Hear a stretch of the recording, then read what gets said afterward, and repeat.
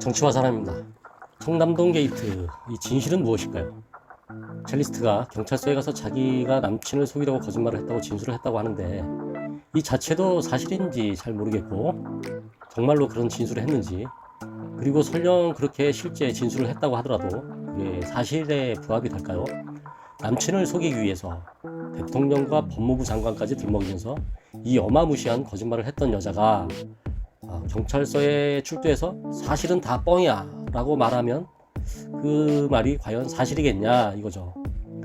당사자가 직접 자기 입으로 거짓이라고 실토를 하고 지목된 술집에서 관련자들의 시간을 추적해보니 10시경에는 모두 그 자리에서 떠나서 더 이상 그 술집에 있지 않다는 것을 확인했다고 하면서 이 청담동 게이트의 모든 진실이 다 밝혀진 것처럼 조선일보에서 그렇게 쓰고, 또 어떻게 알고서 그렇게 실시간으로 기사를 만들어서 쫙 뿌렸는지 모르겠습니다. 그리고 다른 모든 언론이 이걸 바로 받아 썼죠.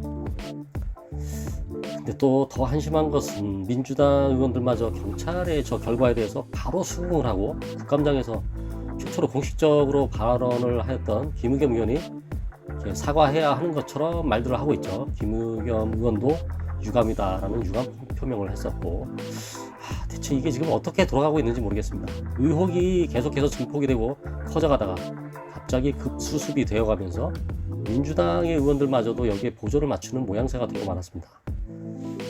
그런데 첼리스트가 자기가 뻥을 쳤다라는 그 자백을 도대체 이거는 어떤 근거로 믿을 수가 있는 것이죠?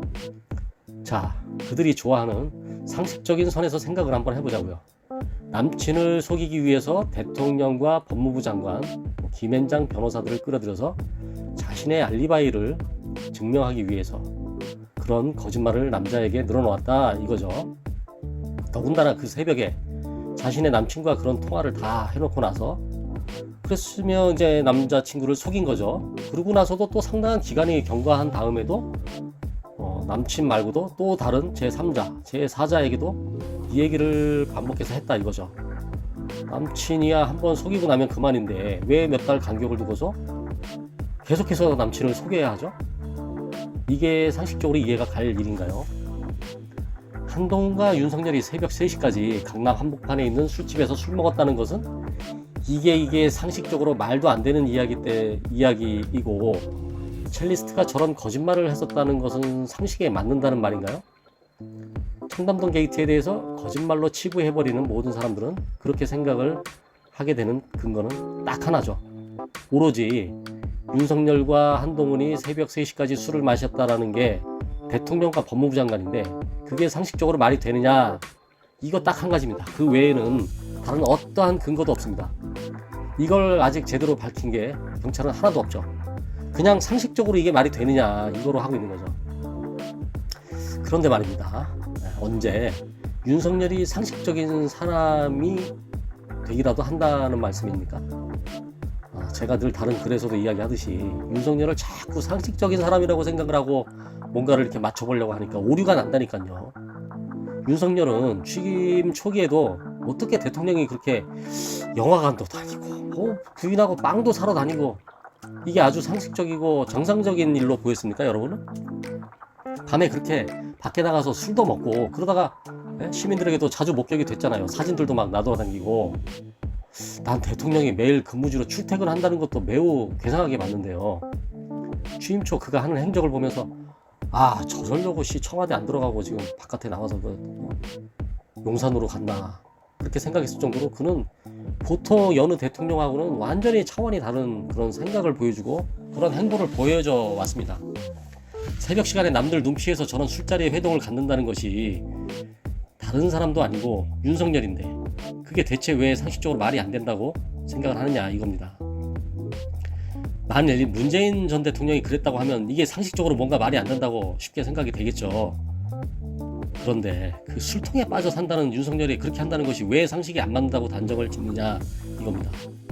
지금까지 언론 플레이 된 것에 의하면 그날 밤 10시까지는 파악이 되었다고 보면 됩니다. 10시경에 관련자들이 어디에 있었느냐는 것을 파악해놓고 청담동 게이트는 거짓이라고 얘기를 하면 이러한 해괴한 말을 만들어낸 것도 참 신기한 일이고, 이걸 모두 또 받아들이는 문외아들도 참으로 참 신기한 종자들입니다. 자, 그럼 그렇다 치고 실제로 문제가 되는 자정 12시서부터 새벽 3시까지는 대체 그들이 어디에 있었느냐, 이것을 밝혀야 수사가 마무리된다는 것이죠. 근데 아마도 10중 8구 이것은 조사하지 않을 것입니다. 만일 조사가 되었다고 하더라도 발표는 못할 것입니다. 왜냐하면 그 시간대가 진실의 시간대이기 때문입니다. 아니, 왜 지목된 시간대를 조사해야지 엉뚱한 시간대를 조사하고 나서 그 자리 그 시간에 그 사람들이 거기 없었다는 것으로 나오면 그것으로서 마무리가 되느냐 이거죠. 그러려면은 아예 그 전날 거로 하든가 뭐 작년 거로 하든가 그러지 그랬습니까? 뉴스에 보니 이 사건을 터뜨린 더 탐사 강진구 기자를 조사한다고 합니다. 난 청담동 게이트 건으로 고발돼서 조사를 하나 했더니 이게 또 이세찬 총재 사무실에 무단으로 침입했다고 그걸 조사한다고 합니다. 한마디로 웃기고 있는 거죠. 그런 잔가지를 흔들어 봐야 뭐가 나오겠냐 이거죠. 이런 보도를 한 것에 대해서 입건하고 수사를 제대로 벌여야죠. 강 기자는 이를 또 간절히 원한다고 하죠. 제발 한동훈이 강 기자를 수사하라고 본인은 그렇게 빌고 있다고 합니다. 그러면 자기 자신이 피의자로서의 방어권 때문에 지금까지 경찰이 갖고 있는 수사 내역을 직접 확인할 수 있는 길이 열리게 되니까 그 상태에서 한번 제대로 붙어보자 이거죠. 경찰이 이 일로 강진구 기자를 수사에 돌입하지 않는지 하는지가 이 사건의 진실의 바로미터가 될 것입니다. 자신이 있다면 강진구 기자를 이 건으로 부르겠죠. 그야말로 진짜 진실이 뭔지 진지하게 가려보자는 이야기가 되기 때문에 아마도 강 기자만큼은 이리저리 피하면서 다른 곳에서 변죽만 올릴 것입니다. 이런 방식이 윤석열 정부의 진짜 모습이죠. 진짜는 피하고 다른 데서 변죽만 올리는 이 모습, 이것이 계속될 것이라고 보여지고 있습니다. 정치와 사람이었습니다.